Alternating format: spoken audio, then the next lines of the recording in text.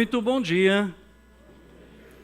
Também para você que está em casa nos acompanhando aí pela internet. E muito bem-vindo para você que está aqui pela primeira vez. É muito bom ter você com a gente. Inclusive o Pedrão, né, Pedrão? Não é isso? Mas sem bagunçar, hein? Olha lá, hein? Estou de olho. Eu quero sugerir para que você faça duas coisas importantes nesse momento. A primeira delas, pegue a sua Bíblia. E eu tenho sugerido para que você traga a sua Bíblia. Física, no papel. Primeiramente, pegue a sua Bíblia e abra comigo no livro de Tiago, capítulo 1, versos 13 a 18. Tiago, capítulo 1, versos 13 a 18. E a segunda coisa que eu quero propor a você, para que você encontre uma posição bem confortável, bem assim, adequada onde você está. Nós estamos com a lotação, não dá para dizer que é máxima, mas está assim, está meio complicado o negócio, né? Então encontre uma posição bem confortável, bem adequada, para que você possa tirar o melhor desse momento. Tiago capítulo 1, versos 13 a 18. Domingo passado, nós começamos uma nova série de mensagens, chamada de Malicuia. E se você não estava por aqui, foi feito um comparativo de que a vida, ela é mais ou menos como uma jornada, a vida, ela é como uma viagem, e nós precisamos estar atento na forma como nós viajamos, na maneira como nós andamos e percorremos essa trilha. E aqui, cá entre nós, eu acho que você vai concordar comigo, que a viagem se torna melhor ou pior, dependendo de quem está no volante, ou ao volante. Essa semana eu assisti uma série que já está há um tempo lá na Netflix, do Ayrton Senna. Muita coisa eu já sabia, mas muita coisa eu não sabia e assim, chamou a minha atenção assistindo a série. Claro que ela tem toda uma ótica e tal, mas quando eu estava assistindo o penúltimo episódio, para mim foi o mais marcante. E por que ele foi o mais marcante? Porque ele trouxe à memória um evento ocorrido em 1991. Em 1991, Ayrton Senna já era bicampeão mundial. Pasme você.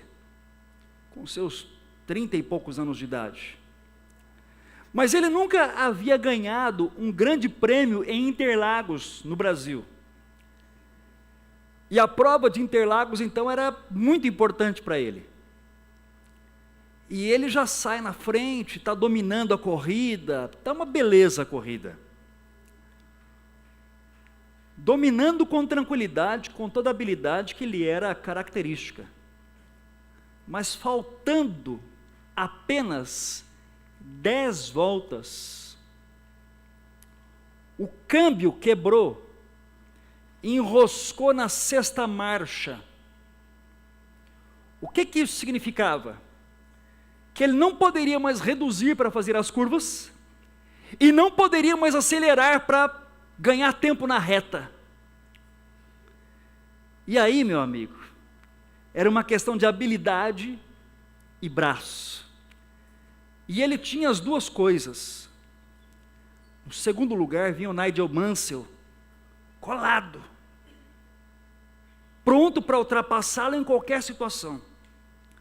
Mas o Senna dá 10 voltas em Interlagos, praticamente que mantendo a mesma velocidade e controlando o carro com uma habilidade que só ele possuía.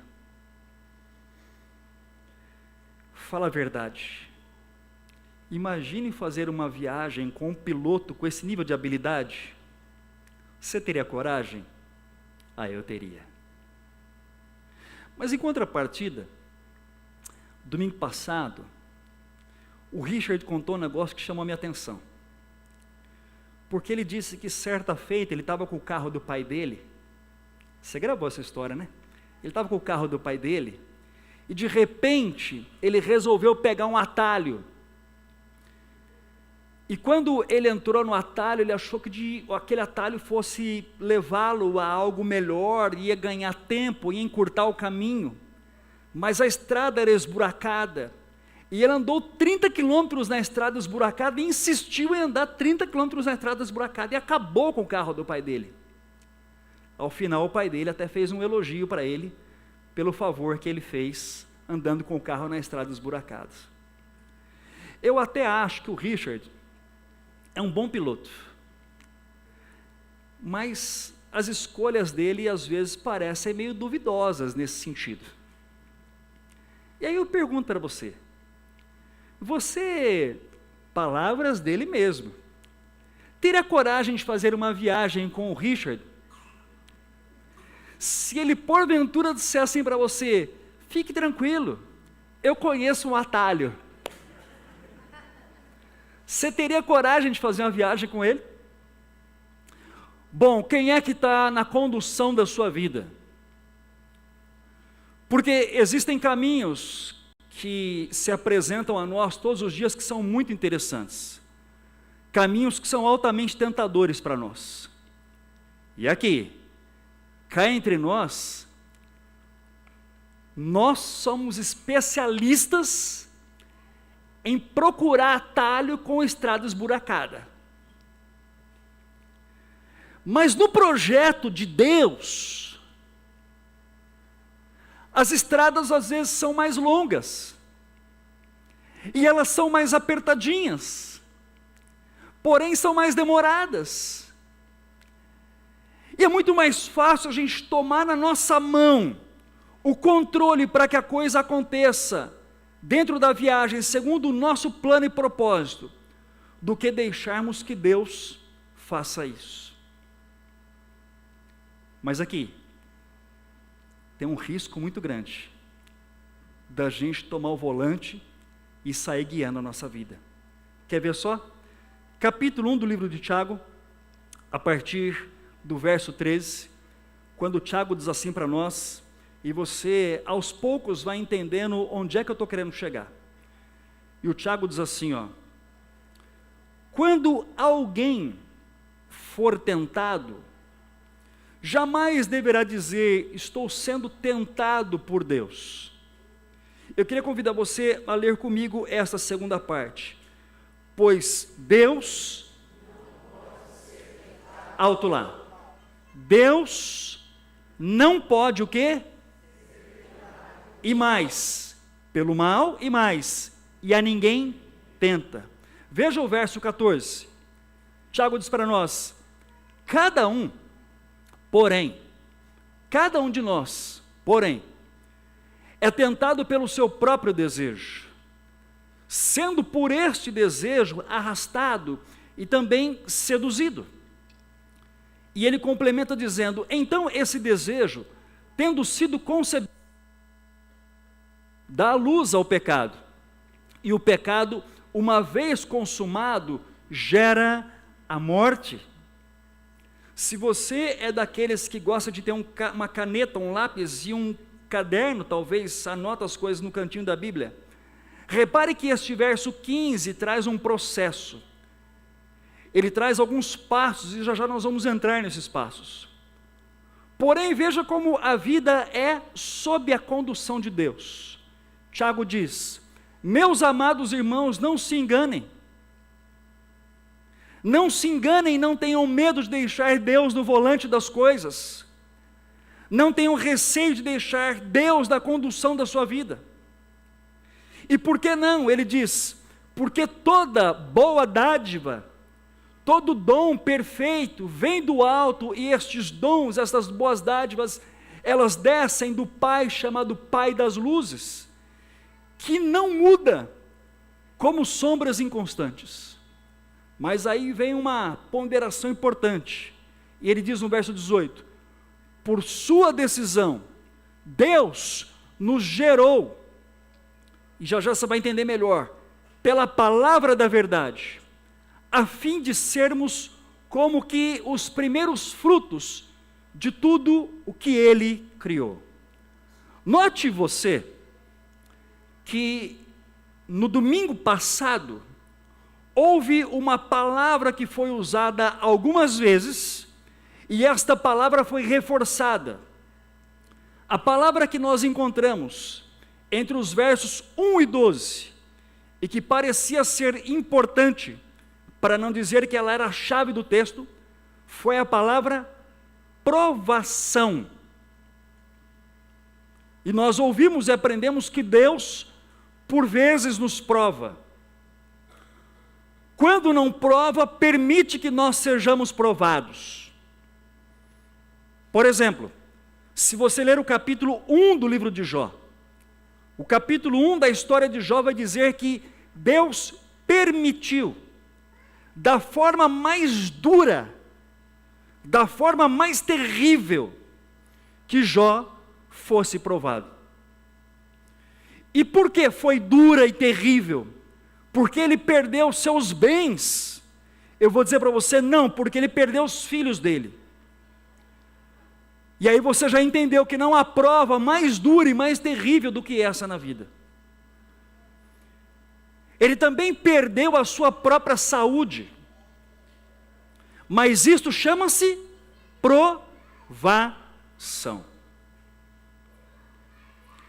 Note, porém, que agora no verso 13, nós nos deparamos com a palavra nova. E a palavra é tentação.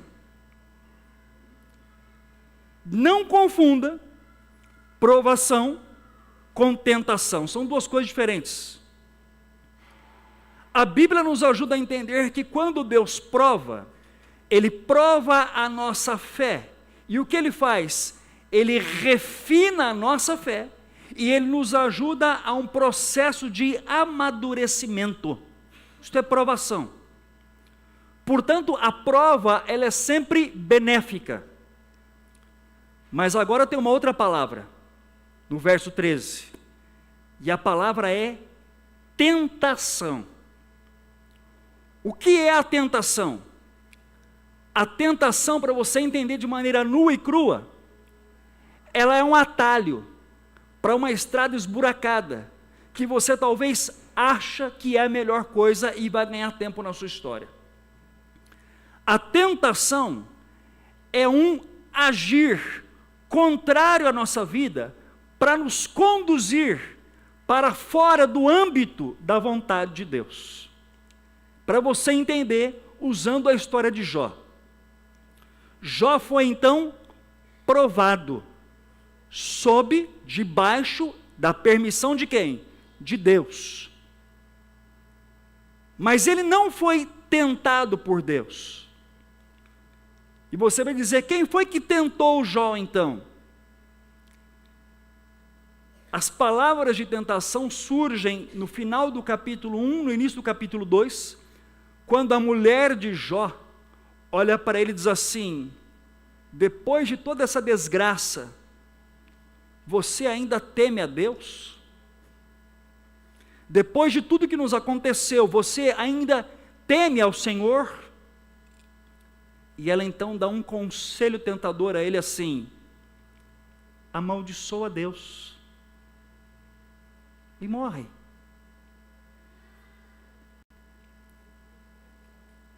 Em outras palavras, saia fora da estrada que você está andando, procure um outro caminho, um caminho que esteja em desacordo com a estrada planejada e projetada por Deus. Porém, repare duas coisas. Tiago é muito claro para dizer para nós, Deus não pode ser o quê? Tentado pelo mal. Por quê? Porque isto não tem a ver com a natureza, com o ser de Deus. E ele explica, e Deus a ninguém tenta. Percebe a diferença? Deus prova, mas não tenta. A prova refina, amadurece. A tentação conduz em direção ao mal e em direção ao pecado. Mas observe que no verso 14 ele diz mais. Ele diz assim no verso 14, ó.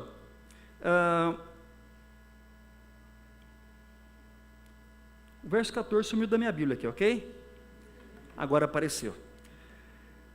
Cada um, porém, é tentado pelo quê? Pela sua cobiça ou então pelo seu próprio desejo. Alto lá. Então você vai dizer, ter desejos é pecado? Não. E Deus nos criou com desejos e com necessidades, com anseios. Exemplifico. Todos nós temos desejo por comida, necessidade de comer. Até aí tudo bem. Quando é que a coisa sai fora do trilho? Quando eu entro no âmbito da chamada gula. A gula é pecaminosa. Então, traduzindo, o problema não está no desejo, o problema está no desejo desenfreado, desequilibrado. Não há nenhum problema em desejar crescer profissionalmente, mas há um problema quando, desejando crescer profissionalmente, eu passo por cima de tudo e de todos. O desejo sexual não é pecado e não é pecaminoso. Na perspectiva bíblica, ele cabe dentro de um quadrado perfeito. Ele não é pecaminoso desde que ele aconteça dentro da relação, da aliança conjugal entre um homem e uma mulher. Quando isto sai deste âmbito, a Bíblia vai chamar isso de imoralidade sexual. Então veja, o desejo em si, ele não é pecaminoso. Pecaminoso é quando o desejo se torna desenfreado, desequilibrado. E repare você, voltando ao verso 14, ele fala assim, ó, cada um é tentado por aquilo que anseia, por aquilo que deseja, e cada um sendo tentado por esse desejo, é o quê? Seduzido. Qual é a ideia de Tiago aqui? A ideia de Tiago nos ajuda a entender que a tentação não é um pecado em si mesma. Onde está o pecado? No ato de ceder à tentação. Então, ampliando novamente, o que Tiago está dizendo para nós é, o peixe está bem na água, enquanto ele está rodeando o anzol. Mas quando ele fisga a isca, a partir de então, ele tem um problema. A tentação é a circunstância de fazer a coisa certa do jeito errado. Para você entender isso, eu quero te ajudar a pensar, por exemplo, na história do rei Saul, o primeiro rei de Israel. E a história de Saul é uma história curiosa, porque Saul reinou durante 42 anos. Uma longa jornada de reinado. O primeiro rei reinou 42 anos. Isso é uma vida. Saul, porém, tinha um problema sério. Havia nele uma necessidade continuada de exercer autoridade sobre o povo e sobre os soldados. Ele tinha um medo constante de perder este poder, de perder esta autoridade e de perder o reinado. Ele tinha medo de que seu filho Jonatas não continuasse o reinado. E por causa deste medo, mais do que uma vez, Saul mete os pés pelas mãos. Exemplifico. Em uma batalha contra os filisteus, ele começa a perceber que a coisa está saindo do seu controle. o povo parece que começa a abandoná-lo. Os soldados parecem que já não querem mais ouvi-lo. E Saul então toma uma decisão. A decisão dele foi fazer um sacrifício ao Senhor. E aí você precisa pensar, fazer o sacrifício era a coisa certa ou era a coisa errada? Fazer o sacrifício era a coisa certa. Mas a coisa certa tem que ser feita do jeito certo. Mas ele optou por fazer a coisa certa do jeito errado. E por que ele optou por fazer a coisa certa do jeito errado? Porque ele era o rei. E no Antigo Testamento, isto não é a função do rei. Não é o rei quem sacrifica. Quem sacrificava era o sacerdote. O sacerdote, no caso, era Samuel. Mas Samuel, na visão de Saul, estava demorando para chegar. E enquanto Samuel estava demorando para chegar, ele então mete os pés pelas mãos para não perder o seu poder e a sua autoridade sobre o seu povo. E quando Samuel chega, olha na face de Saul e diz assim: o que foi que você fez? Eu traduziria a fala de Samuel dizendo assim: você fez a coisa certa do jeito errado. Por que você não esperou eu chegar? Isso me faz lembrar, abra um grande parêntese, viu, Barção? Uma epopeia feita por mim aos meus 19 anos. Eu já contei essa história. O meu pai tinha um Chevette 1978, uma pérola de carro, e eu estava aprendendo a dirigir. E meu pai deixou o carro na rua e disse assim, o carro estava à venda, e ele disse assim: o carro está na rua, eu preciso sair rapidinho, a pé, não põe a mão no carro até eu voltar. Falou as palavras mágicas: vou sair, o carro está na rua e não põe a mão. Não sei porque naquele momento também me deu a vontade de sair. E pensei assim, o ideal seria guardar o carro. A intenção era boa, mas era um ato de desobediência. Naquele caso, o resultado foi catastrófico. Tinha um poste na entrada da garagem. Não preciso te contar mais nada, né? Você já entendeu.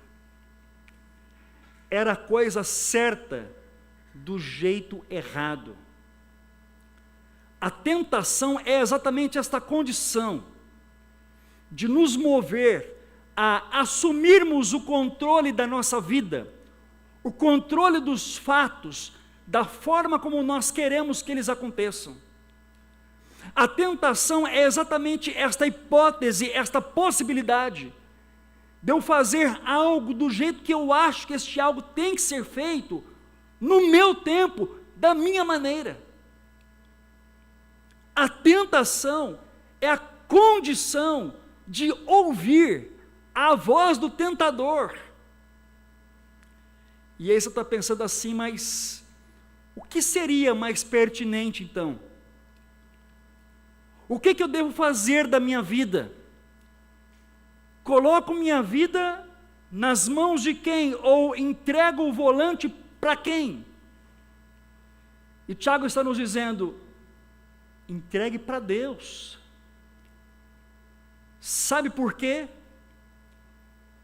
Ele está nos alertando dizendo, a tentação é como uma isca.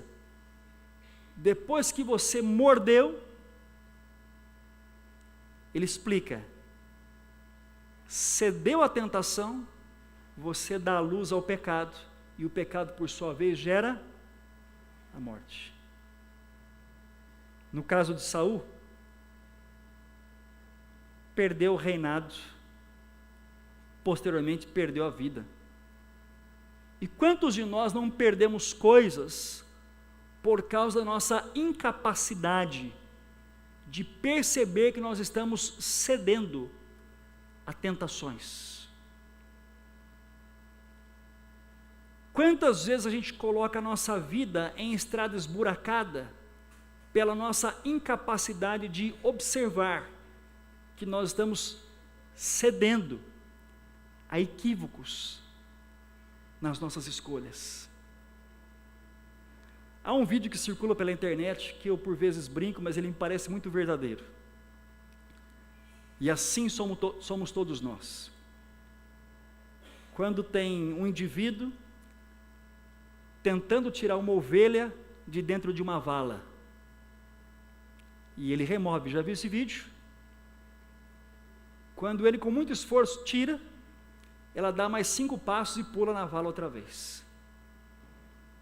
Assim somos nós, ovelhas do Supremo Pastor, que pulamos de vala em vala, que entramos de estrada esburacada em estrada esburacada, porque cedemos aos anseios do nosso coração.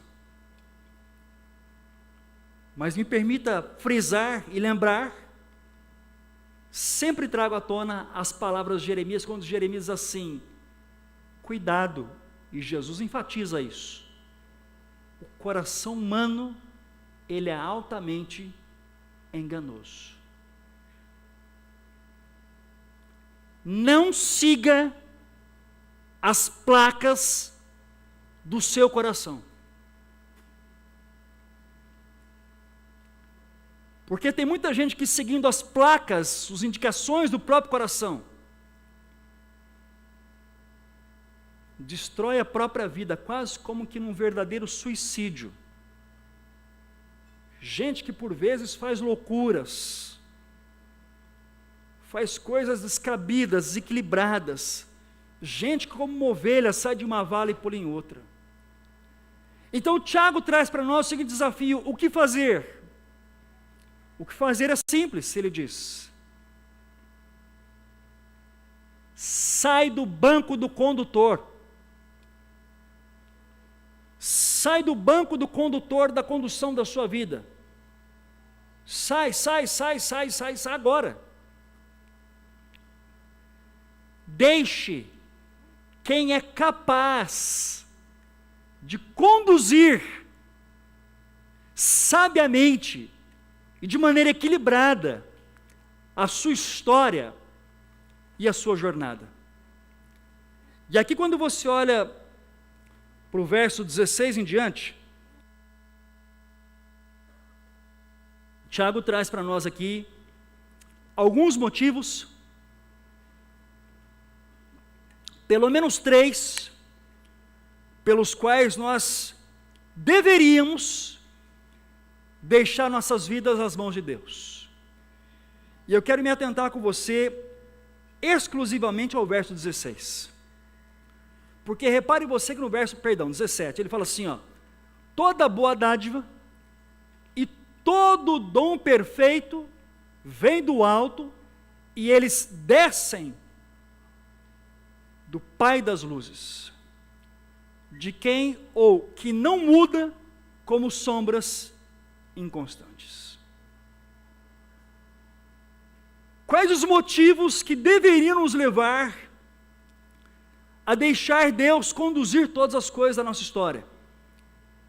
Ele diz o seguinte: primeiro, nós precisamos entender que Deus, como diz a canção, é bom. E é fato. Deus é bom o tempo todo. As boas dádivas vêm dele. Alto lá. O meu coração nem sempre me diz isso. O próprio Jesus foi tentado. Lembra? Evangelho de Mateus, capítulo 4, versos 1 a 11. Cheque lá. Capítulo 4 de Mateus, versos 1 a 11, vai dizer para nós que Jesus foi levado ao deserto para ser tentado. E depois de estar em jejum por 40 dias e 40 noites, o texto é claro, Jesus teve fome. Então o tentador se aproximou dele e disse assim: não é, ou não és o Filho de Deus? E esta pergunta é feita 2 vezes. Não és o Filho de Deus? Me parece que esta pergunta feita pelo tentador ao próprio Jesus tem 2 questões implícitas. A primeira, ele está questionando a filiação de Jesus. Você não é o Filho de Deus? Segunda, parece que ele está questionando o amor de Deus pelo seu Filho. Não é o Filho de Deus? Então por que você está com fome? E é engraçado porque em inúmeras ocasiões nós seremos tentados questionar a bondade de Deus. Mas observe que Tiago é muito pontual na sua fala. Toda boa dádiva e todo dom perfeito vem dele. E Jesus então explica dizendo assim: se vocês que são maus sabem dar coisas boas aos filhos de vocês, quanto mais o vosso Pai Celeste. Em outros termos, se vocês que são maus, no caso nós, ok? Sabem cuidar bem dos filhos de vocês, quanto mais o Pai Celestial. O problema é que nós temos dificuldade de enxergar esta bondade algumas vezes ao longo da trajetória. O próprio Jó, lá no capítulo 42, vai dizer assim ao Senhor: eu te conhecia só de ouvir falar, mas agora os meus olhos te veem. E ele diz mais: a verdade é que o Senhor vinha fazendo coisas maravilhosas demais para mim.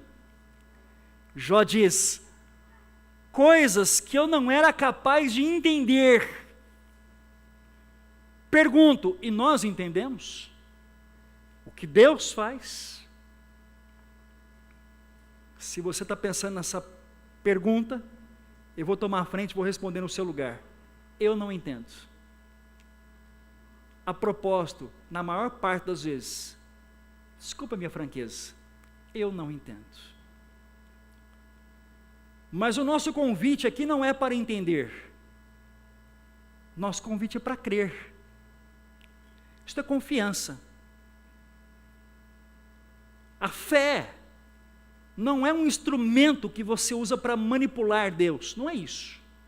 No tempo que nós estamos vivendo é isto. Você tem fé para manipular Deus e Deus faz o que você quer, não é isso. Fé é sinônimo de confiança. Confiança em quê? Confiança no caráter de Deus. Faça ele assim ou faça ele assado, eu confio. Pronto, isto é fé. E nós somos chamados a crermos nesta bondade de Deus. Segunda coisa importante, segundo motivo que Tiago nos dá, nós podemos entregar o volante nas mãos dele, porque Deus, ele traz, ele age com esta bondade de maneira constante, continuada. Repare você que no texto, lá no verso 17, você vai encontrar a palavra descem. Mas dependendo da versão que você está utilizando, aparece descendo. A tradução é descendo. Ou seja, é um ato contínuo. O que significa? Que Deus age de maneira continuada. Deus não abençoa hoje e deixa de abençoar amanhã. Deus não cuida hoje e deixa de cuidar amanhã, mas Deus cuida sempre. Quer um exemplo?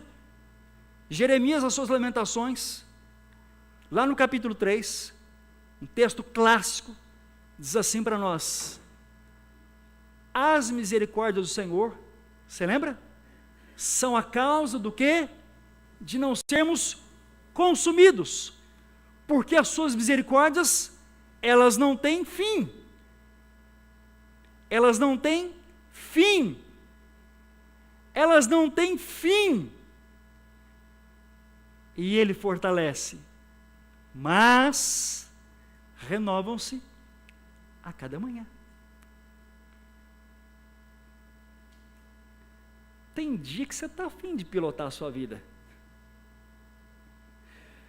Tem dia que você está querendo meter o carro no poste. Não é assim? É uma questão de um dia para o outro.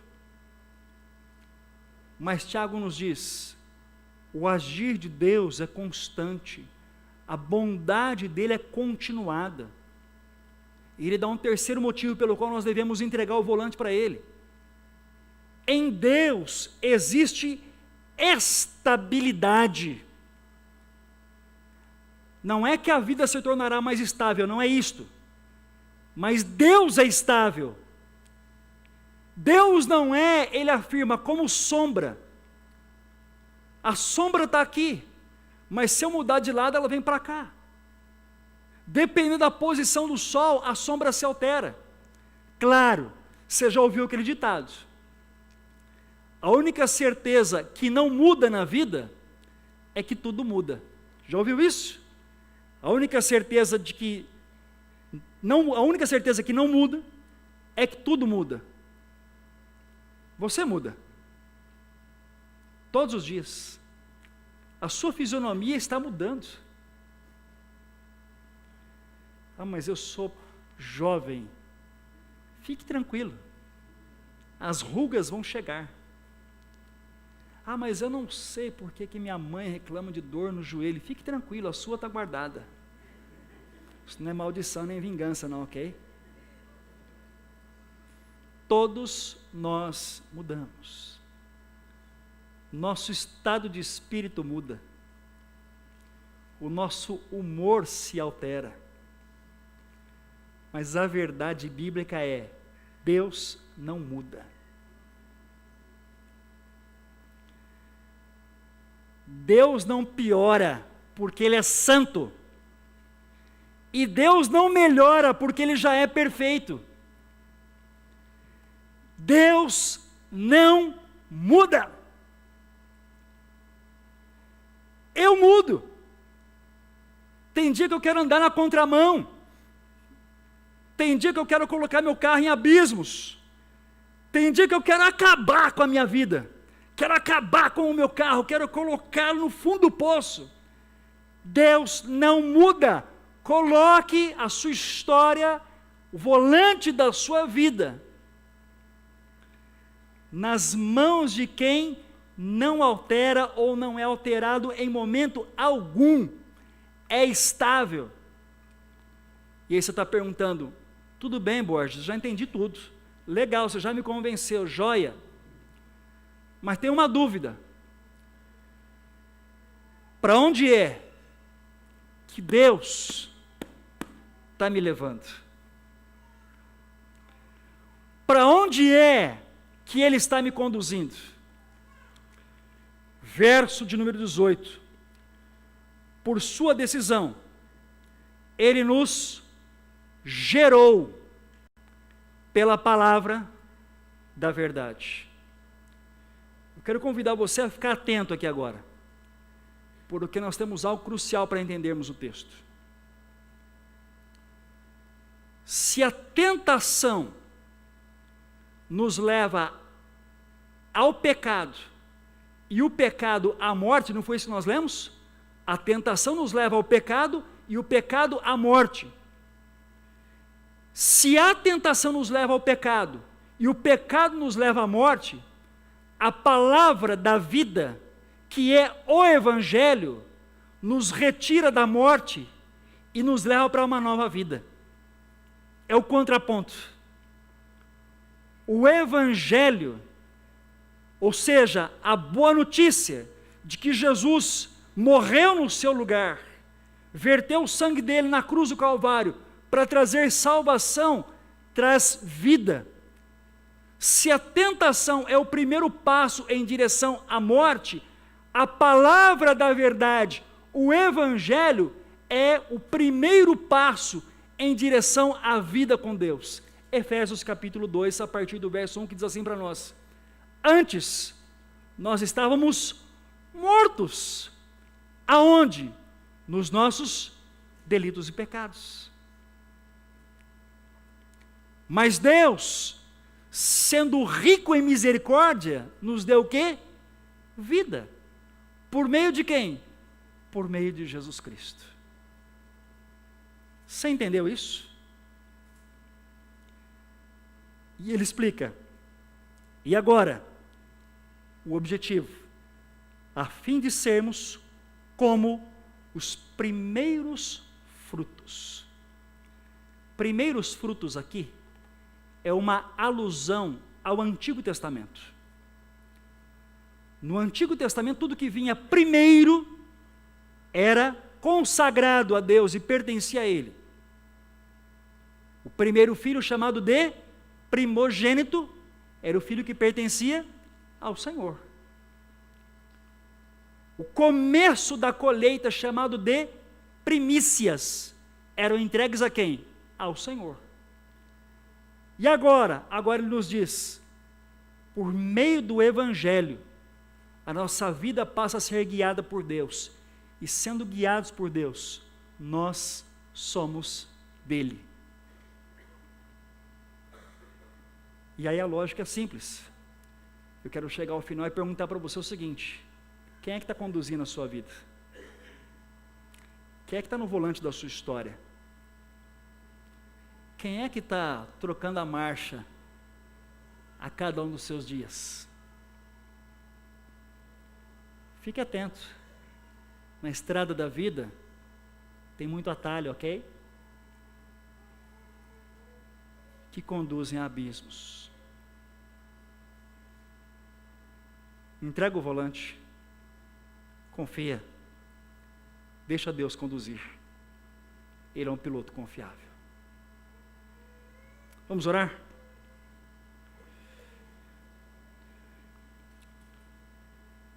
Tu és Deus, Pai querido, sobre todas as coisas,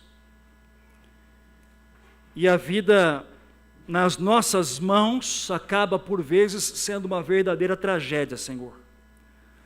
A vida sob o nosso cuidado, por vezes, é um verdadeiro caos, porque o nosso coração nos conduz a coisas e realidades enganosas, perversas e más. E quantos de nós, ao olharmos para a nossa própria história e vida, somos capazes de perceber momentos em que fizemos escolhas equivocadas porque cedemos a tentações?